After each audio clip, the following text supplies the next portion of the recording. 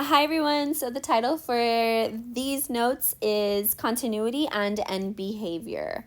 So let's go ahead and let's get started with continuity. So what is continuity? Well, a graph is defined or said to be continuous. Oops, I did not want pink. I don't even know how to spell continuous. Continuous, I think. A graph is said to be continuous if there are no breaks or holes in the graph. Now, if there are breaks or holes in the graphs, then it is considered to be what we call discontinuous. Oh my goodness. Sorry. Okay, so continuity. Like I said, if there are no breaks or holes, we call it to be continuous. And if there are breaks or holes, it is then discontinuous. So what are the types of discontinuity that can occur? Well, there are three types. Like when you say, if you're thinking to yourself, what do you mean breaks or holes in graphs? Well, it can either look like these type of three examples right here. So we can either have what we call an infinite discontinuity, a jump discontinuity, or a removable, I think that's how you spell that, discontinuity. So an infinite discontinuity looks like this. I mean, the actual definition says that if a function either increases or decreases infinitely as x approaches x is equal to a from left or right, then that's what we call infinite discontinuity. So essentially what this means is that, like, we've talked about increasing and decreasing behavior before. So this function is obviously decreasing from negative infinity to about this value of x equals a. And then it is also decreasing from that value of a all the way to positive infinity. So this entire function is decreasing infinitely as our x value approaches that a value. So this value right here, right? It gets super, super, super close to this value of a, but the function never crosses it and never intersects it. It's not defined there. So this is what we would call infinite discontinuity. Okay. Now, jump discontinuity is a little bit more obvious to the eye. It's whenever your function literally jumps from one point to another at x equals a.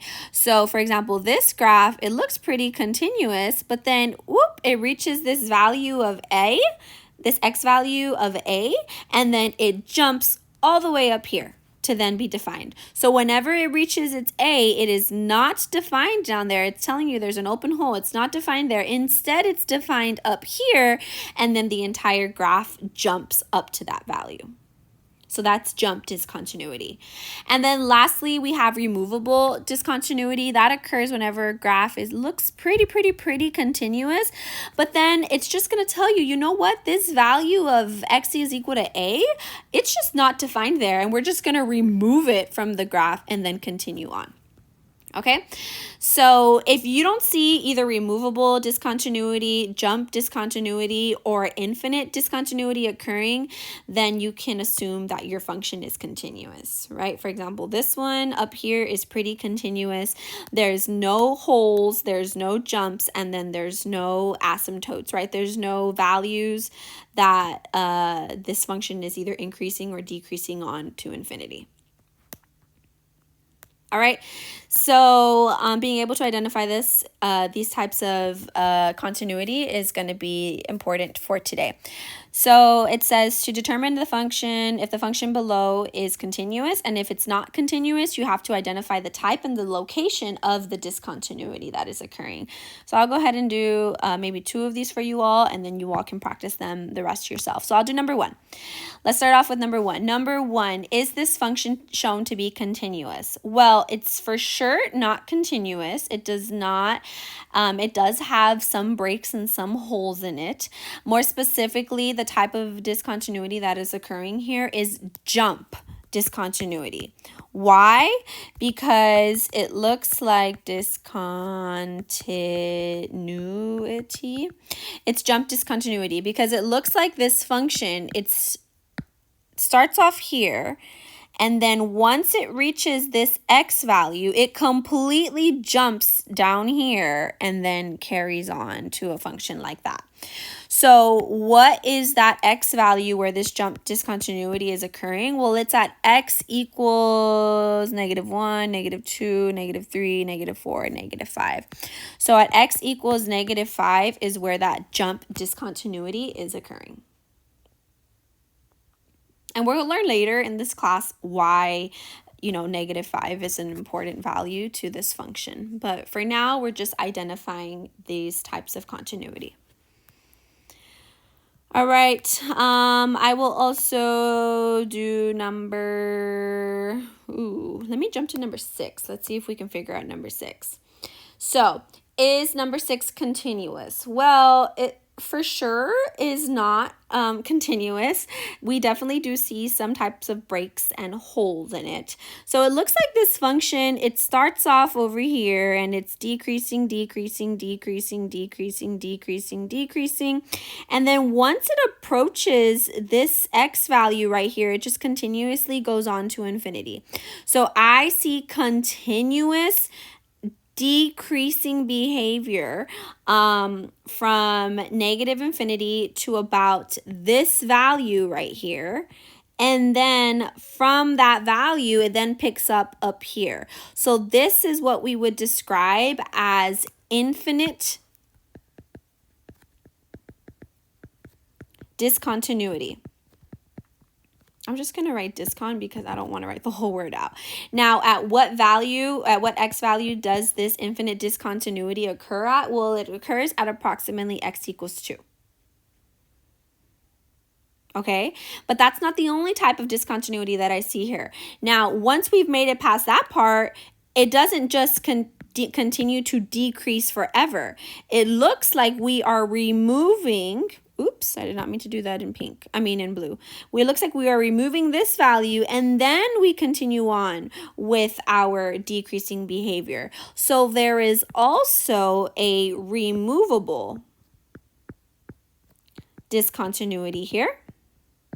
And more specifically at the value x is equal to, 1, 2, 3, 4. Okay, so this function actually has 2 types of discontinuity. And yes, you are expected to explain both. All right, fabulous. If you have any questions about continuity and discontinuity, let me know. Make sure you all try and finish number 2, 3, 4, and 5. All right, so let's go ahead and let's finish off the bottom half of these notes. So end behavior is what we will be talking about. Now, the end behavior is exactly what it sounds like. It is the behavior at the ends of the function, okay? More specifically, when x is at its most positive and its most negative values. So as x moves towards either positive and or negative infinity, its end behavior describes what is happening to the value of f of x. So essentially, in smaller words, what that means is that as your x values get bigger and bigger and bigger, so as they get larger and larger and larger to positive infinity, you want to be thinking about what is happening to my y values, what is happening to my f of x values. Are those also getting bigger? Are they getting smaller? Are they approaching a certain value? And so on and so forth. So let's go ahead and let's do an example. So it says to describe the end behavior of the graph to the right. So as x approaches positive infinity, and that's the way that you say that, by the way, you say as x, and then the arrow is read as approaches, and then positive infinity, f of x approaches, and then you have to fill in the blank. So as our x values are super, super big. So whenever you think of positive infinity of a graph, you want to go ahead and think of the furthest or like the ends closest to the positive side of the x-axis. And remember, on the x-axis, over here are your positive values and over here are your negative values. So what is the end of this graph looking like? Well, this is the end of it. on the positive side. And what do we see happening to our y values at that point? Are our y values going up? Are they going down? Are they going to positive infinity, negative infinity? Are they approaching a number? Well, at this positive right end, right, it looks like these y values are going down. And that's sure enough what's happening here. As f of x goes to positive infinity, f of x is going to go to negative infinity. Our y values are going down. Now, as f of x goes to, as x goes to negative infinity, so as our x values are getting smaller and smaller and smaller, that's these values over here, looking at the ends, the leftmost end of this graph, it looks like our y values are going up. They're getting bigger. So this one is going to be positive infinity. So as f of x approaches negative infinity, I'm sorry, I keep on saying that. As x approaches negative infinity, f of x will approach positive infinity. Okay? So let's go ahead and let's identify some end behavior here. Number 7, 8, and 9. I will go ahead and do number 9. So in number 9, what you want to do, the question just says to describe the end behavior of each graph. So what you have to first do is write out the statements. So as x approaches positive infinity, f of x approaches blank. That's what you need to find. And then you write the second statement. As x approaches negative infinity, f of x approaches, again, blank. You need to figure it out. So let's start off with the positive infinity. So as x goes to positive infinity, that's these values over here. These are the positive ones. What do we see happening? What's the end behavior of this graph? Well, it's looking like as x gets bigger and bigger and bigger and bigger, our f of x values are also going bigger and bigger and bigger. So as x approaches positive infinity, f of x will also approach positive infinity. Now, the negative side, as x approaches negative infinity, so as we're approaching the leftmost part of this graph, what is happening to this graph on the leftmost part as x is getting smaller and smaller and smaller? Well, it looks like these y values are also getting smaller and smaller and smaller. This graph is going down. So you're going to go ahead and say negative infinity. Okay, so as x approaches negative infinity, f of x approaches negative infinity.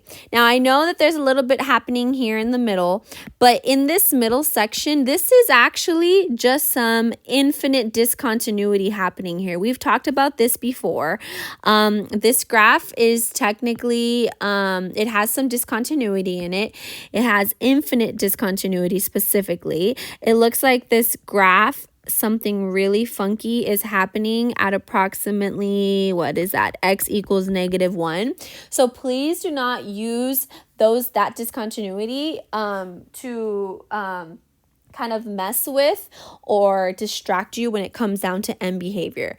Yes, it does look like something funny is happening there, but that's just because there's discontinuity there. And the overall end behavior of this graph is as x approaches positive infinity, f of x will approach positive infinity. And then as x approaches negative infinity, f of x will approach negative infinity. Okay? Now, graphs do not always approach, the outputs do not always approach positive and negative infinity. Sometimes they can approach a certain value. So graphs approaching a certain value. So as x moves towards positive and negative infinity, it is possible that f of x will be approaching a certain value. So for example, let's describe the end behavior of the graph to the right. So let's start off with as x goes to positive infinity. So that's these values over here. What are we noticing at the ends of this graph? The rightmost end of this graph. We see that our f of x, our y values they're not going down to positive infinity. Up to positive infinity. They're not going down to negative infinity. Instead, they are getting super, super, super close to just this y value right there. And what y value is that? That is y equals -1. So in this case, as x goes to positive infinity, f of x is going to actually go to -1. It's going to approach that value of -1. And then similarly on the other side, as x approaches negative infinity, so we're on the leftmost part of this graph, what is happening at this end behavior? Well, again, we don't see it going up to infinity. We don't see it going down to negative infinity. Again, this y value is just getting closer and closer and closer to -1. So in this case, its end behavior is -1 for both positive and negative infinity. All right, I'll go ahead and do one of these examples at the bottom, and then you all can practice the rest for yourself for describing this end behavior. I can go ahead and do number 14. So you just want to describe the end behavior first and foremost. You write out your statements. So as x approaches positive infinity, f of x will approach blank. That's what you don't know yet. And then again, as x approaches negative infinity, f of x will approach blank. So let's start off with the positive. Positive, you have to go to the rightmost side of this graph. Look at the end behavior of the rightmost side of this graph. What is happening here? Well, we see as our x values are going to get bigger and bigger and bigger when we're in all the way in infinity, our y values here, our function is actually just going to be getting super, super, super close right here, but never intersecting. And what value is that? That is y equals 0. So as x approaches positive infinity, f of x will approach 0. And then again, on the other side, we're looking at the end behavior. Don't get distracted with what you see in the middle. You're looking at the end behavior. As our x values approach negative infinity, as those get smaller and smaller and smaller, what's going to happen to our graph? Well, it looks like it's going to continuously get closer and closer and closer to this value of y equals 0. So this one will also be 0.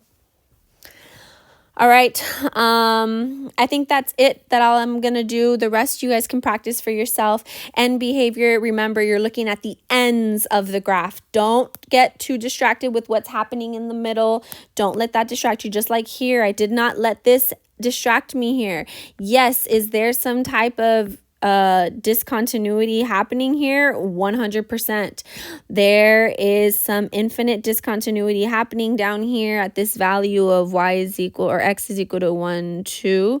X is equal to about -2. We know that there's some type of infinite discontinuity happening, but we're not focusing on that for end behavior. You're just looking at the ends once x is at that positive or that negative infinity value. All right, let me know if you all have any questions.